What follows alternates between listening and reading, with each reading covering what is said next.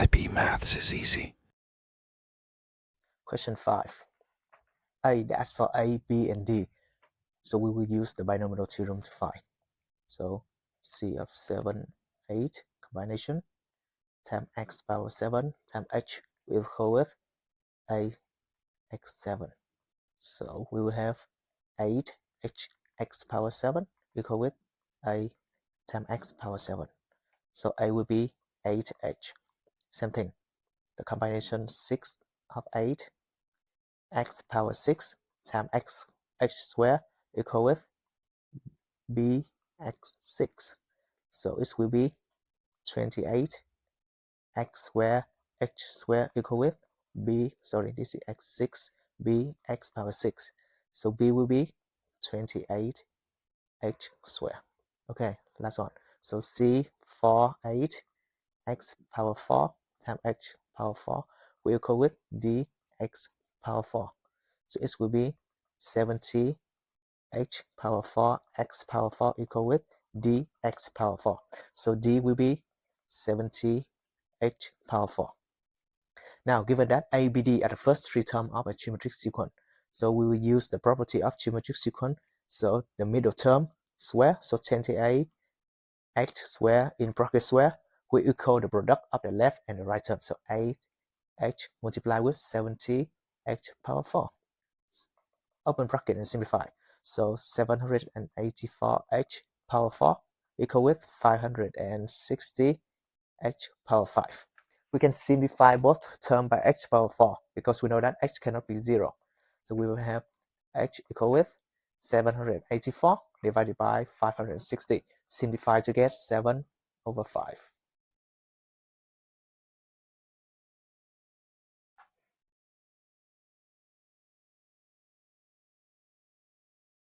Six. We have a kinematic sequence. They've given us the equation of the velocity. So A, they asked for the first time the acceleration is 0. We know that the acceleration is the first derivative of the velocity. So when this is 0, the velocity will reach local max or local mean. So first time, so this local max happened first. So we just put this into a calculator and find a local maximum here. We will find that x will be 0.395. So that's the value of T1. Remember, round to three significant figure. Now, T2 will be the second time the particle at rest. So the particle at rest when the velocity is 0. So that means we need to find the second x-intercept. This is the first x-intercept and this will be the second x-intercept. So we will put this equation into the calculator and find the 0. So this will be 11.0. So T2 will be 11.0. C, find the distance travel. We have the formula, the integration from 0.395 to 11.0 of the absolute value of the velocity. So just put everything in the calculator and we can find that the value is 7.83 meter. This is second, this is second. Don't forget to put the unit there.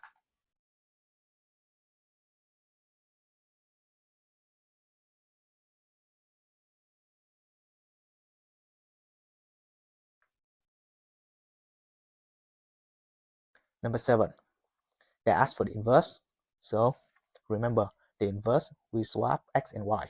So we will have x equal with 4y minus 2 square root. So we square both sides. We will have x squared equal with 4y minus 2 and then make y the subject. So y equal with x squared plus 2 divided by 4. So this is the inverse of h. Now state the domain. The domain of the inverse will be the range of the function, and the range here, the range of h will be y bigger or equal with 0. So the domain of the inverse will be x bigger or equal 0. The range of the inverse will be the domain of the function. So y equal bigger or equal to 1/2. Now h and the inverse of itself intersect at 2 points. So intersect function equal with function. We will have the square root of 4x minus 2 equal with x squared plus 2 divided by 4. Now move everything to the same side. 4x minus 2 minus x squared plus 2 divided by 4 equals 0. And we will put this one into the calculator to find 0. So we will have x will be 0.586 and x will be 3.41. Find the x coordinates. Okay, so done. C, find the error enclosed by h and inverse of h.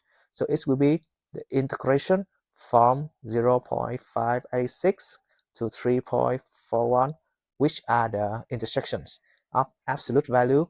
We put the function h in and minus the inverse of it.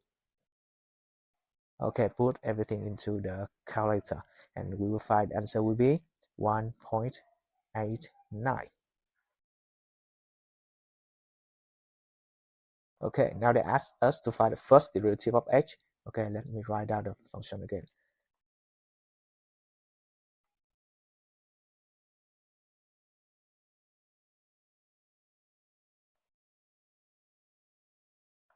Okay, the first derivative of h will be 1/2 of 4x minus 2 power negative 1/2 times 4. So simplify, it will be 2 over the square root of 4x minus 2. Parabola of x with the graph of h and inverse of h have the same gradient. Okay, gradient, that means they have the same value of the first derivative. Now we need to find the derivative of the inverse of h. So it will be 2x divided by 4, which is x over 2. Okay, so they have the same value. So x over 2 minus 2 over the square root of 4x minus 2 equals 0. And we put this into the calculator to find 0. The value will be x equal with 1.77.